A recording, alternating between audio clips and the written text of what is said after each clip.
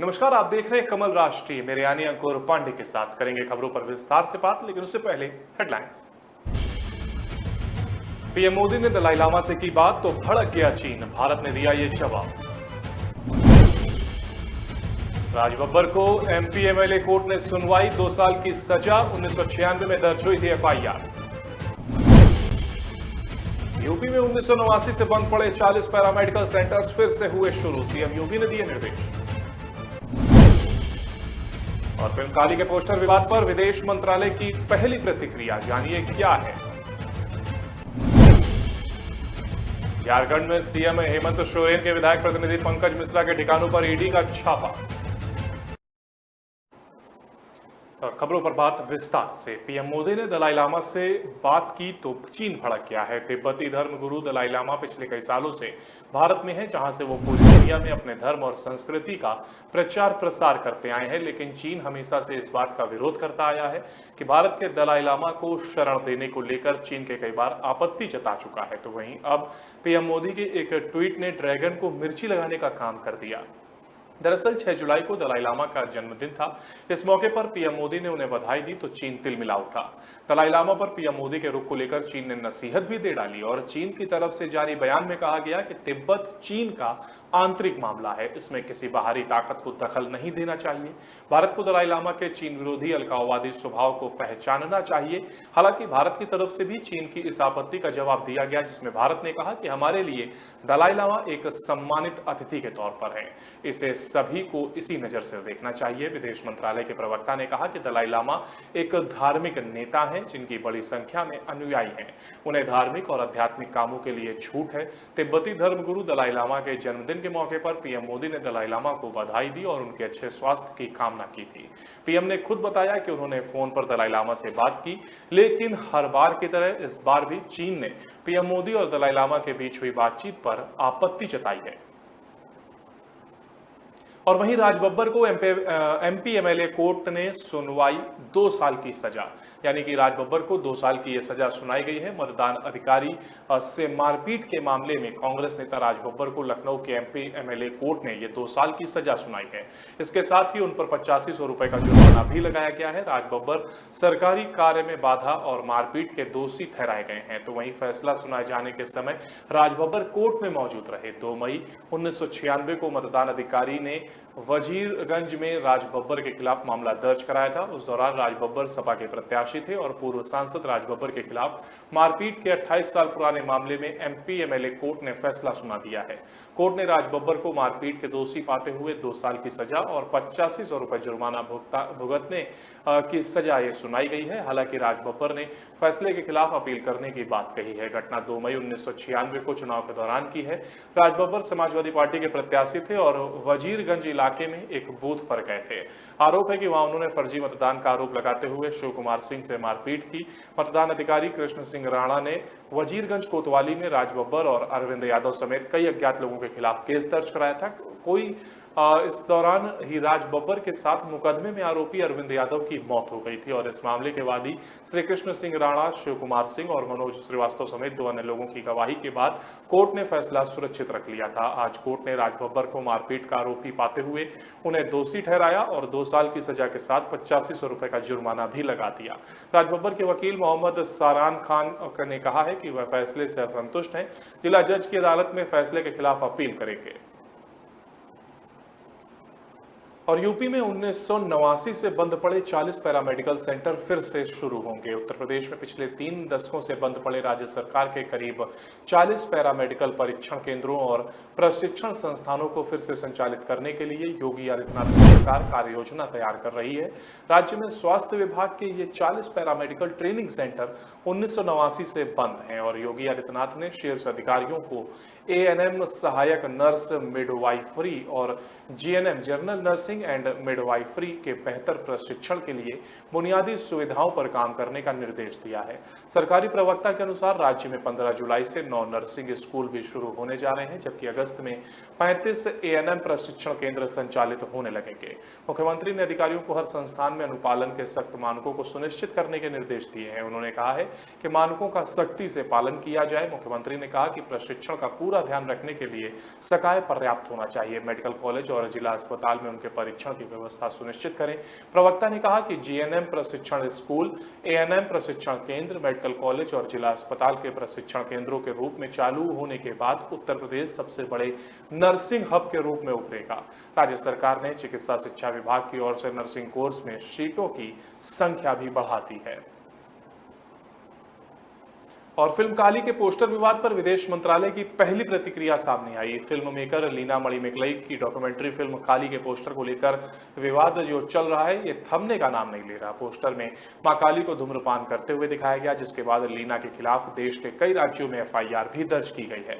इस मामले पर विदेश मंत्रालय का पहला बयान सामने आया। गुरुवार को विदेश मंत्रालय के प्रवक्ता अरिंदम बागची ने कहा है कि ओटावा में हमारे उच्च आयोग ने बयान दिए हैं। कार्यक्रम के आयोजकों ने भी अपने बयान जारी कर माफी मांगी है। उन्होंने कहा कि मुझे लगता है अब इसे वहां प्रदर्शित नहीं किया जा रहा है। वहीं मणिमिकलई के खिलाफ कई राज्यों में दर्ज एफआईआर पर अरिंदम बागची ने कहा है कि एफआईआर दर्ज करने का मामला घरेलू है, ये विदेश नीति से जुड़ा नहीं है। बता दें कि लीना मणिमिकलई के खिलाफ आज मध्य प्रदेश की भोपाल पुलिस ने लुकआउट सर्कुलर भी जारी किया। वहीं लीना मणिमिकलई ने अपनी सुरक्षा को लेकर खतरा जताया है। उन्होंने कहा है कि वह इस समय कहीं भी सुरक्षित महसूस नहीं कर रही हैं। लीना ने आज ट्विटर पर पोस्ट किया कि ऐसा लगता है कि पूरा देश जो अब सबसे बड़े लोकतंत्र से सबसे बड़ी नफरत की मशीन बन गया है, मुझे सेंसर करना चाहता है। मैं इस समय कहीं भी सुरक्षित महसूस नहीं कर रही। फिल्म निर्माता लीना मणिमिकलई ने अपनी डॉक्यूमेंट्री फिल्म काली का पोस्टर 2 जुलाई को रिलीज किया था। पोस्टर में देवी काली को धूम्रपान करते हुए और एलजीबीटीक्यू का झंडा पकड़े हुए दिखाया गया। इस पोस्टर के सामने आने के बाद हिंदू संगठनों के द्वारा जोरदार प्रदर्शन किया जा रहा है, तो वहीं सोशल मीडिया पर भी लीना मणिमिकलई के खिलाफ विरोध जताया जा रहा है। मणिमिकलई के खिलाफ मध्य प्रदेश के अलावा कई और राज्यों में भी एफआईआर दर्ज की गई है। झारखंड में सीएम हेमंत सोरेन के विधायक प्रतिनिधि पंकज मिश्रा के ठिकानों पर ईडी का छापा। झारखंड के सीएम हेमंत सोरेन के विधायक प्रतिनिधि पंकज मिश्रा के ठिकानों पर प्रवर्तन निदेशालय यानी ईडी ने गुरुवार सुबह छापेमारी की। कथित टेंडर घोटाले को लेकर साहेबगंज, बरहेट और राजमहल समेत 18 जगहों पर छापेमारी जारी है। यह जानकारी सूत्रों ने दी है। सूत्रों का दावा है कि ईडी की इस कार्रवाई में उनके साथ केंद्रीय बलों के जवान भी हैं। ईडी की रेड पर गोंडा से बीजेपी सांसद डॉक्टर निशिकांत दुबे ने ट्वीट करते हुए झारखंड के सीएम हेमंत सोरेन के विधायक प्रतिनिधि पंकज मिश्रा पर तंज कसा है। उन्होंने कहा कि पत्रकारों ने सुबह से परेशान कर दिया, उनकी जानकारी ही आम जनता तक बता रहा हूं। पंकज भाग नहीं पाया, आखिर ईडी की जांच में उसके यहाँ छापेमारी चालू हो गई। बेचारा इंतजार भी कर रहा था। मुख्यमंत्री जी का प्रतिनिधि भी है।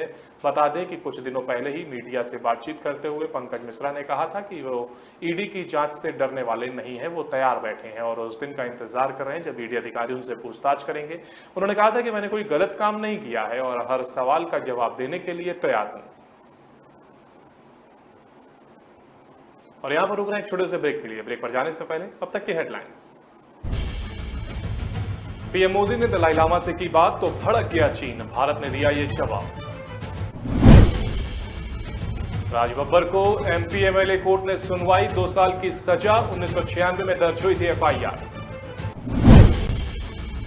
यूपी में 1989 से बंद पड़े 40 पैरामेडिकल सेंटर्स फिर से हुए शुरू, सीएम योगी ने दिए निर्देश।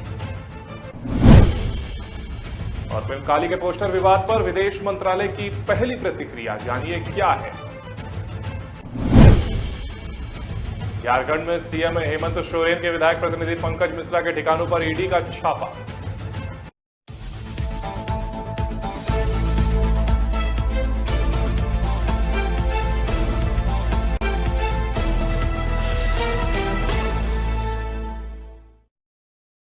कामयाबी की असली पहचान तभी होती है जब उसकी बुनियाद मजबूत हो, क्योंकि जिन्हें खुद पर भरोसा हो उनकी ताकत कभी कम नहीं होती है। इसलिए भरोसा करिए सिर्फ विकी पावर प्लस टीएमटी बात पर। अब घर बनेगा स्ट्रॉन्ग, चलेगा लाइफ लॉन्ग।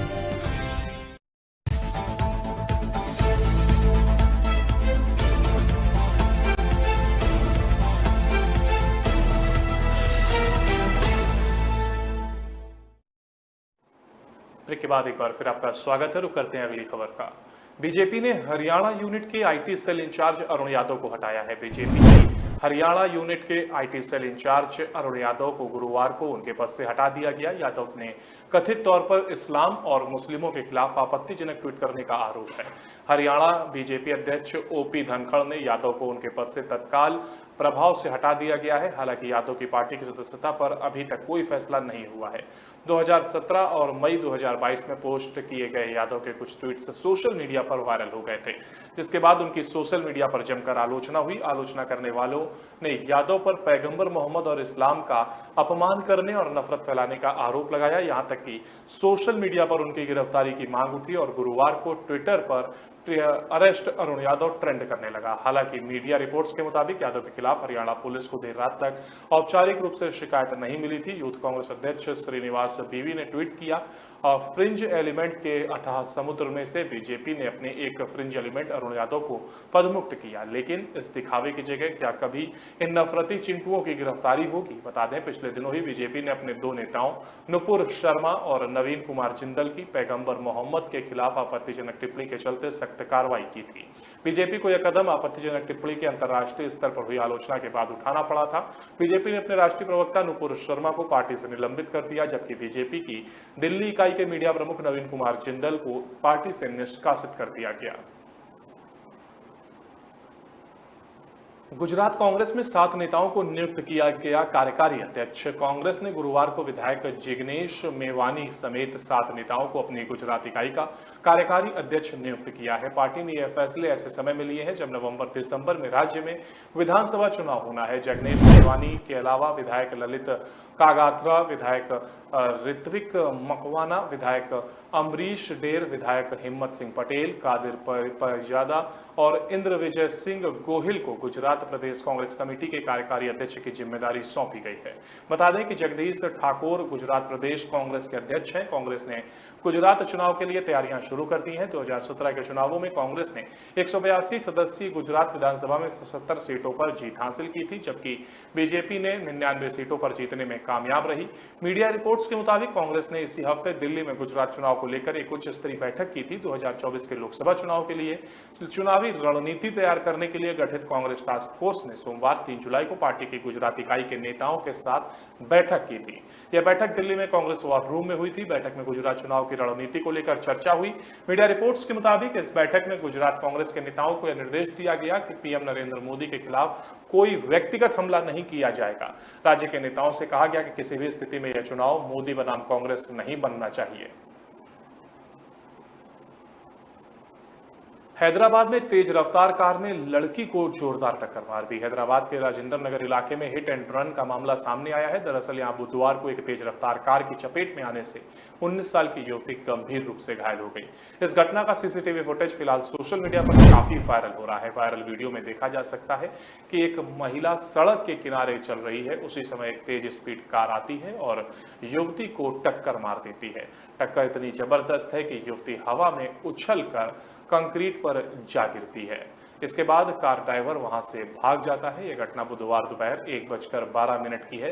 राजेंद्र से हकीम हिल्स इलाके की यह बात है, जहां पर बताया जा रहा है कि 19 वर्षीय सुमैया बेगम सिलाई की क्लास से ट्रेनिंग लेकर लौट रही थी, तो वहीं कार की टक्कर से घायल हुई युवती को देखकर लोगों ने उसके परिजनों को सूचना दी, जिसके बाद उसे गंभीर हालत में अस्पताल में भर्ती कराया गया, जहां उसका इलाज चल रहा है। तो वहीं इस घटना का सीसीटीवी फुटेज गुरुवार को सामने आया और जल्द ही वायरल होने लगा। वायरल वीडियो देखकर साफ लग रहा है कि कार चालक ने जानबूझकर सुमैया को नुकसान पहुंचाने के इरादे से वाहन को सुमैया की ओर मोड़ा था।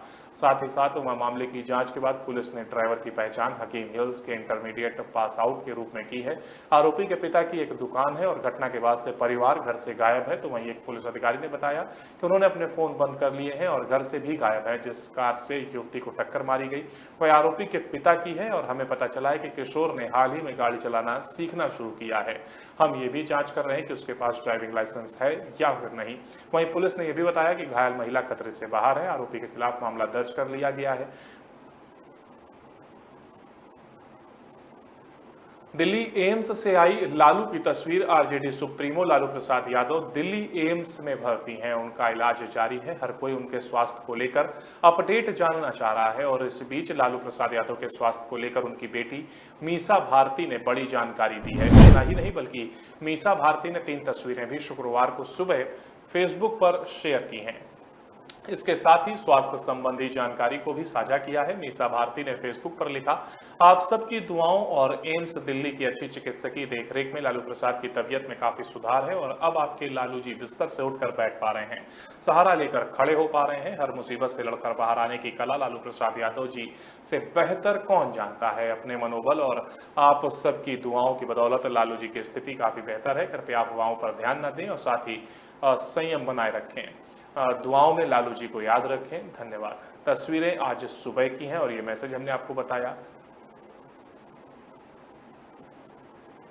उत्तराखंड के रामनगर में भीषण सड़क हादसा हुआ है। उत्तराखंड स्थित रामनगर में गुरुवार को भीषण सड़क हादसा हुआ। वहीं जानकारी मिली के अनुसार इस हादसे में 9 लोगों की मौत हो गई। बताया गया कि अर्टिगा गाड़ी में 10 लोग सवार थे। हादसे की सूचना मिलते ही पुलिस प्रशासन और रेस्क्यू टीम मौके पर पहुंची। अधिकारियों ने बताया कि इस हादसे में एक शख्स गंभीर रूप से घायल है और 9 लोगों की मौत हो गई।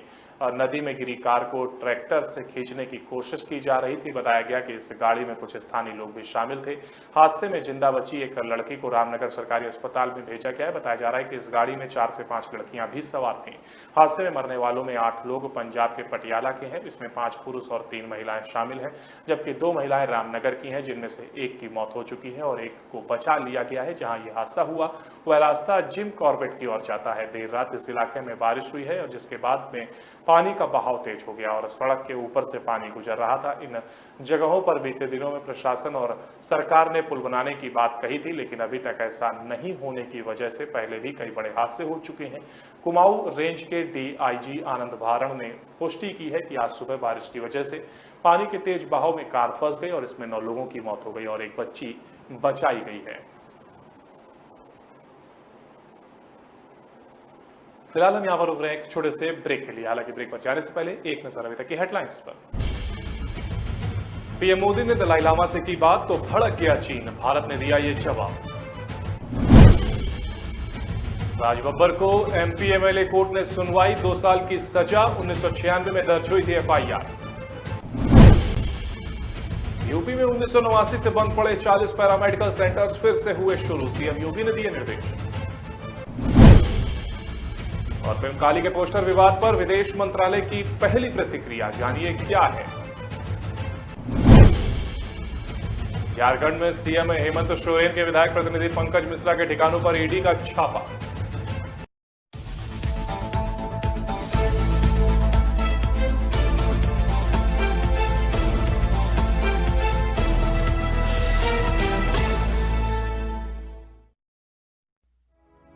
लोग मुझे कभी बहुत अच्छा समझते हैं, कभी बहुत बुरा।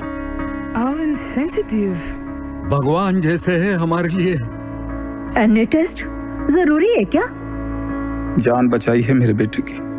ठीक से देखा ही नहीं, सिर्फ 2 मिनट। लोगों की बातों का असर मैं अपने काम पे नहीं पड़ने देता। मैं जो करता हूं वो अपने पेशेंस के लिए करता हूं। अगर मेरे पास सिर्फ 2 मिनट है तो शायद इसलिए क्योंकि कोई और क्रिटिकल है। अगर मैं 1 से ज्यादा टेस्ट करवा रहा हूं वो इसलिए क्योंकि मेरे ट्रीटमेंट में डाउट की जगह नहीं। अगर मैं स्ट्रिक्ट या इनसेंसिटिव हूं वो इसलिए क्योंकि आपकी हेल्थ सबसे इंपॉर्टेंट है। तो लोग मुझे चाहे अच्छा समझे या बुरा, मैं उनसे कहता हूं थैंक यू, क्योंकि वो मुझे रोकते नहीं बल्कि याद दिलाते हैं कि मुझे मेरे पेशेंट्स के लिए क्या करना है।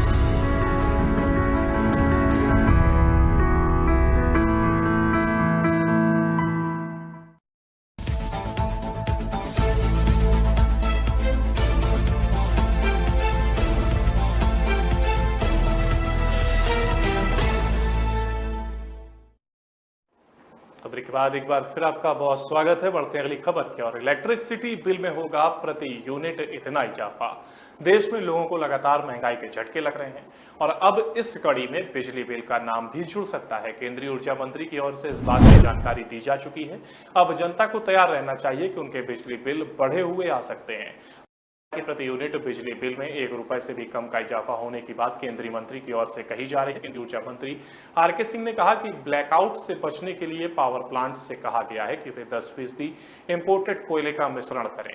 इससे बिजली शुल्क में 60 से 70 पैसे प्रति यूनिट का इजाफा होगा। आरके सिंह ने कहा कि बिजली की कमी से बचने के लिए ऐसा करना होगा क्योंकि घरेलू कोयले की सप्लाई बिजली कंपनियों की मांग को पूरा नहीं कर पा रही है। बिजली मंत्री ने कहा कि ऊर्जा की खपत में लगभग 25% की बढ़ोतरी हुई है और पिछले 1 साल में अधिकतम मांग में भी 15% का इजाफा हुआ है। लिहाजा उन्होंने कहा कि हमने पावर प्लांट्स को ब्लैकआउट से बचने के लिए 10% इंपोर्टेड कोयले को मिश्रित करने के लिए कहा है क्योंकि घरेलू कोयला उत्पादन जो है वो पर्याप्त नहीं है। आरके सिंह ने कहा कि आयोजित कोयले की कीमत 17,000-18,000 रुपए प्रति टन है, जबकि घरेलू कोयले की कीमत करीब 2,000 रुपए प्रति टन है। इसके कारण बिजली शुल्क में लगभग 60 से 70 पैसे प्रति यूनिट की वृद्धि होगी।